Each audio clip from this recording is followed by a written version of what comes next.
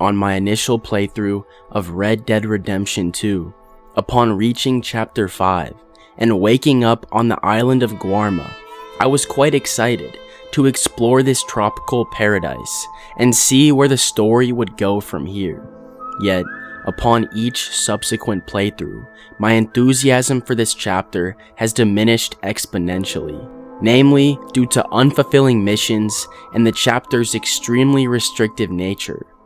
Now, even though I don't particularly enjoy this chapter, I can understand what Rockstar was going for here, looking to juxtapose the valiant fight of the rebels we meet and their struggle against Fusar in the battle for freedom versus the Van der Linde gang, who are at face value no more than a group of thieves and killers. In this aspect, I think Chapter 5 does an exceptional job, allowing Arthur to see how the very same principles Dutch constantly lecture look when put into practice, helping him to realize the faults of the gang and just how far Dutch is from truly practicing what he preaches. Yet I see no reason as to why this narrative thread could not have been established within the base open world, especially when examining just how bare bones this location truly is.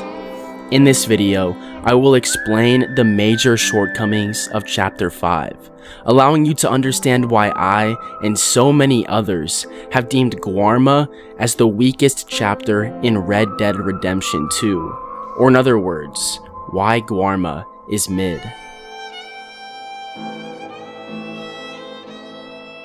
To say that Rockstar has nailed open world game design at this point is not a hot take. It's safe to say that their open worlds are what set them apart from their competition, given that they are frequently regarded as the industry's gold standard in open world game design, which is why it has always baffled me that the developers here chose to restrict the player so greatly. Up until this point of the story, the player has had unlimited freedom to go wherever and do whatever comes to mind. Yet, it is here that Rockstar imposes unnecessary restrictions on the player character. The main culprit here being the limited explorable area, where if one wanders too far from the small playable region, then they will be immediately killed by an invisible sniper with Chris Kyle levels of marksmanship ability. These restrictions, imposed by Rockstar, completely eliminate one of Red Dead Redemption's greatest strengths, its sandbox nature. What makes it worse is the fact that Guarma is teeming with potential. Rockstar here created a very beautiful and interesting location, yet there is literally only a small percentage available to explore. Guarma presented Rockstar with so much opportunity to provide the player with meaningful gameplay experiences, yet they failed to capitalize here. And it's not like they didn't put in some effort, with multiple new animals to hunt and new grounds to explore. But it's the linear approach to this chapter that nullifies this potential, and has led me to simply sprinting from story mission to story mission each time I wash ashore on the island of Guarma. Red Dead Redemption 2 is all about exploration, yet this chapter takes away the player's ability to do just that.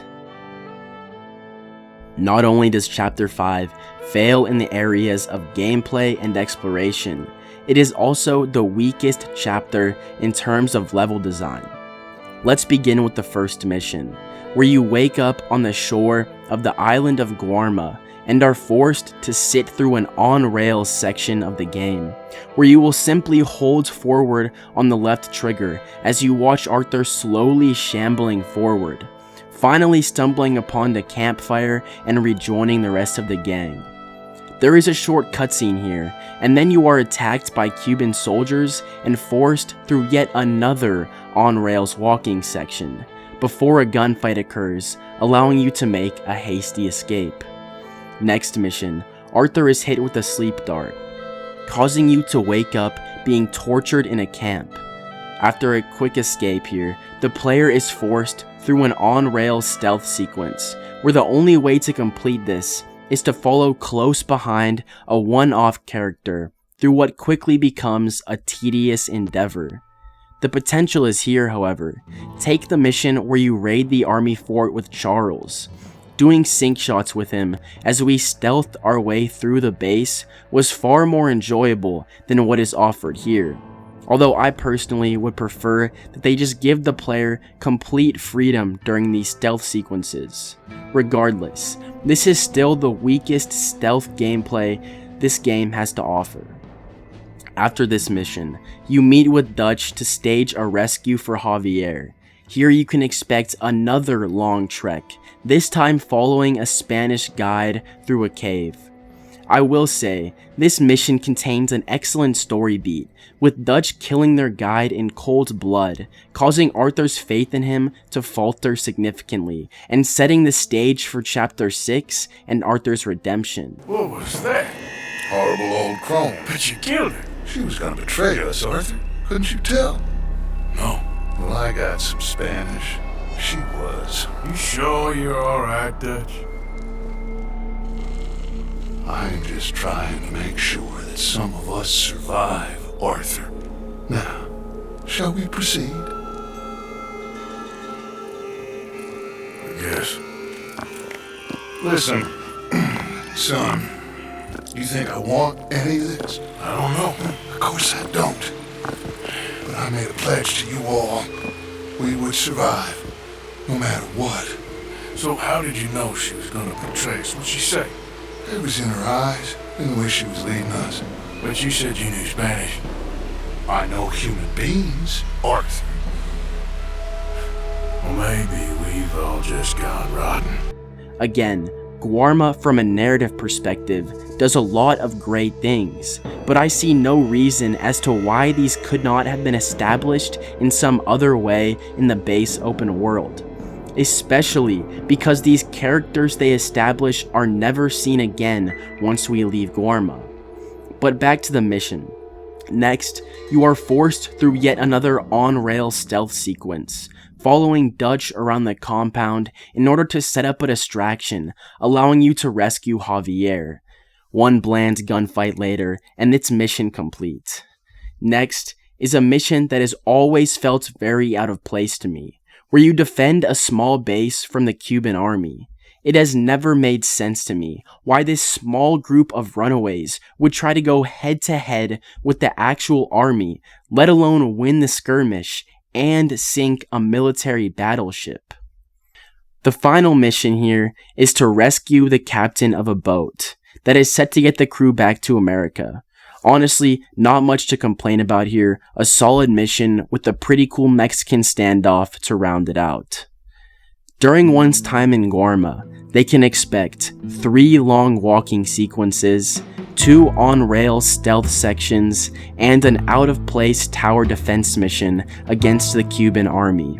This is all out of a total of 5 missions.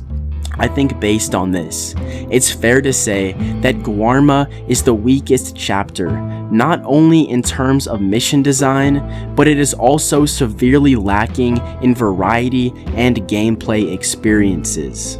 Now, I don't want you to think that I hate this game.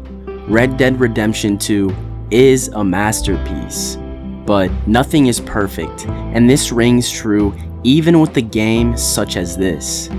This game does so much right. The exploration, the story, and the gameplay all come together perfectly, like an orchestra in perfect unison. Yet, in removing the exploration from this chapter of the game, it's akin to cutting the violinist from the band. The symphony is gone, and the rhythm disrupted. I would be more forgiving here if the missions offered some interesting or engaging gameplay opportunities. Yet as discussed, Rockstar disappoints, with scripted stealth sequences, bland shootouts, and long stretches of simply holding down the analog stick, waiting for the next scene to play. It is common knowledge that Guarma suffered a substantial amount of cut content. From leaked maps, we can see that Guarma was originally supposed to be far larger, and this most likely would have eliminated many of my complaints about this chapter. Yet, due to this lack of content, weak gameplay, and its seemingly rushed nature, Chapter 5 will always be mid, at least in terms of Red Dead Redemption 2's high standards.